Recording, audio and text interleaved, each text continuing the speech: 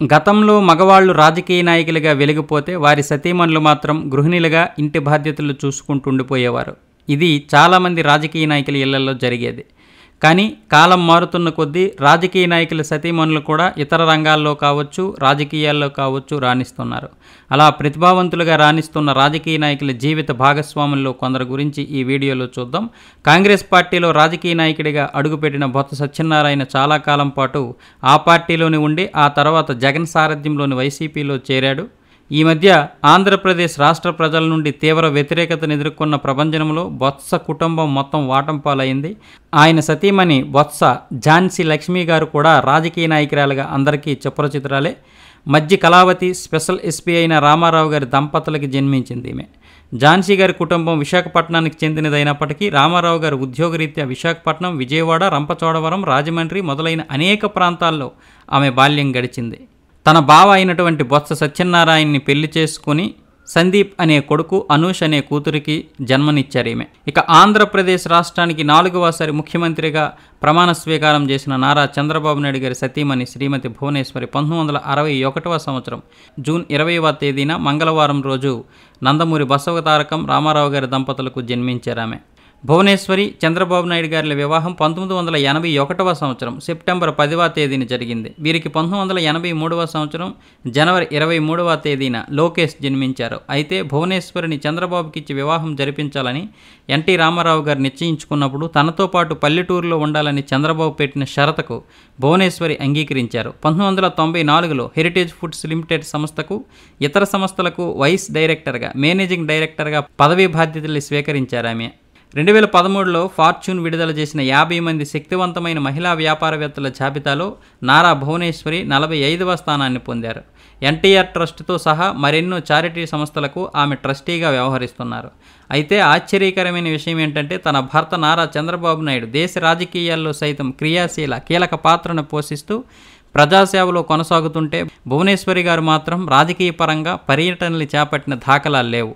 2024 ఆంధ్రప్రదేశ్ సార్వత్రిక ఎన్నికల్లో కలిసి పోరాడేందుకు సిద్ధపడిన చంద్రబాబును జైలు పాలు చేసినప్పుడు మాత్రం నడుం బిగించి నిజం గెలవాలి అనే నినాదంతో ప్రజల మధ్యకు వెళ్లి వాస్తవాలను వివరించి కూటమి విజయానికై విశేషమైన కృషి చేశారు.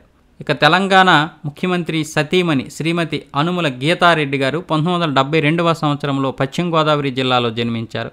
నిజానికి గీత గారి కుటుంబం భీమవరానికి చెందినది. ఢిల్లీలోని లేడీ శ్రీరామ్ కాలేజీలో BA మ్యాథమెటిక్స్ చదువుకున్న గీత గారు తండ్రి హోల్సేల్ కిరోసిన్ వ్యాపారాన్ని నిర్వహించేవారు.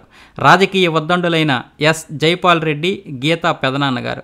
రేవంత్ రెడ్డి రాజకీయాల్లో చురుకుగా పాల్గొంటున్న నాటి నుండే ఆయన ప్రెస్ మీట్స్కి వెళ్లే ముందు రోజు తను కూర్చొని బుల్లెట్ పాయింట్స్ రాసి పెట్టడం లాంటి సహకారాలతో ఆయనకు వెన్నుదన్నుగా నిలుస్తూ వస్తున్నారు. రేవంత్ విజయం వెనుక ఆమె సహకారం ఎంతో కీలకమైనదనే చెప్పాలి. ఇక లిక్కర్ స్కామ్లో ఆరోపణలు ఎదుర్కొంటూ ప్రస్తుతం తిహార్ జైల్లో ఉన్నటువంటి కేజ్రీవాల్ భార్య సునీత గారి గురించి ప్రత్యేకంగా మాట్లాడుకోవాలి. సునీత కేజ్రీవాల్ 1966వ సంవత్సరం ఫిబ్రవరి 11వ తేదీన న్యూఢిల్లీలో జన్మించారు. ఆమె తన గ్రాడ్యుయేషన్ను మహారాష్ట్రలోని నాగ్పూర్లోని నేషనల్ అకాడమీ ఆఫ్ డైరెక్టర్ ట్యాక్సెస్లో పూర్తి చేశారు. ఆ తర్వాత జువాలజీలో మాస్టర్ డిగ్రీని పొందారు. 1994లో సివిల్స్ ఎగ్జామ్స్లో విజయం సాధించి ఇండియన్ రెవెన్యూ సర్వీసెస్లో ఉద్యోగం సాధించారు.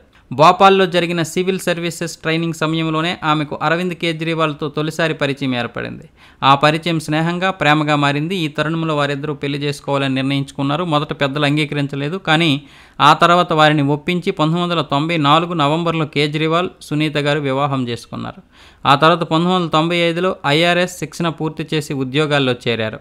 ఇక బీహార్ రాష్ట్ర మాజీ ముఖ్యమంత్రి అయినటువంటి లాలూ ప్రసాద్ యాదవ్ ధర్మపత్ని రబ్రీదేవి 1997వ సంవత్సరం జూలై 25వ తేదీన బీహార్ మొదటి మహిళా ముఖ్యమంత్రిగా బాధ్యతలు చేపట్టారు. తన భర్త లాలూ ప్రసాద్ యాదవ్ పశుగ్రాసం కుంభకోణానికి సంబంధించిన అవినీతి ఆరోపణలపై జారీ చేసిన అరెస్టు వారెంట్ కారణంగా రాజీనామా చేయవలసి రావడంతో ఆమె రాజకీయాల్లోకి అడుగుపెట్టారు. ఆమె 1997వ సంవత్సరం జూలై 25వ తేదీ నుండి 2005 వరకు ముఖ్యమంత్రిగా విధులు నిర్వర్తించారు. రబ్రీదేవి 2014 లోక్సభ ఎన్నికల్లో సరన్ నుంచి పోటీ చేసి తన సమీప ప్రత్యర్థి బీజేపీ అభ్యర్థి రాజీవ్ ప్రతాప్ రూడీ చేతిలో ఓడిపోయారు. ఇక మహానటుడు ఎన్టీఆర్ తనయ అయిన పురంధేశ్వరి 1959వ సంవత్సరం ఏప్రిల్ 22వ తేదీన జన్మించారు. BA లిటరేచర్లో పట్టా పొందిన పురంధేశ్వరి గారు రత్నశాస్త్రంలో చెన్నైలోని మహిళా కళాశాల నుండి పట్టా పొందారు. అయితే ఆశ్చర్యకరమైన విషయం ఏంటంటే ఆమె అడుగుపెట్టింది రాజకీయ నాయకుల ఇంటైనా ఆమె తన 45వ ఏట 2004లో కాంగ్రెస్ పార్టీ ద్వారా రాజకీయ రంగ ప్రవేశం చేశారు. 2004లో బాపట్ల నియోజకవర్గం నుండి పోటీ చేసి తొలిసారి లోక్సభ సభ్యురాలుగా ఎన్నికయ్యారు. ఆమె 2009లో విశాఖ నియోజకవర్గం నుంచి రెండోసారి ఎంపీగా ఎన్నికై యూపీఏ హయాంలో మన్మోహన్ సింగ్ మంత్రివర్గంలో వాణిజ్యం, పరిశ్రమల, మానవ వనరుల అభివృద్ధి శాఖ సహాయ మంత్రిగా పనిచేశారు. పురంధేశ్వరి గారి ఉమ్మడి ఆంధ్రప్రదేశ్ రాష్ట్ర విభజన తర్వాత కాంగ్రెస్ పార్టీ తీరును వ్యతిరేకిస్తూ పార్టీకి రాజీనామా చేసి ఆ తర్వాత 2014లో భారతీయ జనతా పార్టీలో చేరారు. 2023 జూలై 4న ఆంధ్రప్రదేశ్ రాష్ట్ర బీజేపీ అధ్యక్షురాలుగా కూడా కేంద్ర నాయకత్వం ఆమెను నియమించింది. ఇక సోనియా గాంధీ, రాజీవ్ గాంధీని పెళ్లాడినప్పటికీ ఆయన హఠాత్మరణం వల్లే రాజకీయాల్లోకి అడుగుపెట్టారు సోనియా. అలాగే ఆమె తోడికోడలైన మేనకా గాంధీ గారు కూడా తన భర్త సంజయ్ గాంధీ చిన్న వయసులోనే చనిపోవడంతో ఆ తర్వాత రాజకీయ రంగ ప్రవేశం చేశారు. ఈ వీడియో కనుక మీకు నచ్చినట్లయితే లైక్ చేయండి, షేర్ చేయండి. మీ అమూల్యమైన అభిప్రాయాన్ని కామెంట్ రూపంలో తెలిపి మమ్మల్ని ప్రోత్సహించడం మాత్రం మర్చిపోకండి. ఇలాంటి ఇంకా ఎన్నో మరిన్ని ఇంట్రెస్ట్ వీడియోల కోసం మా ఛానల్ని సబ్స్క్రైబ్ చేసుకోండి.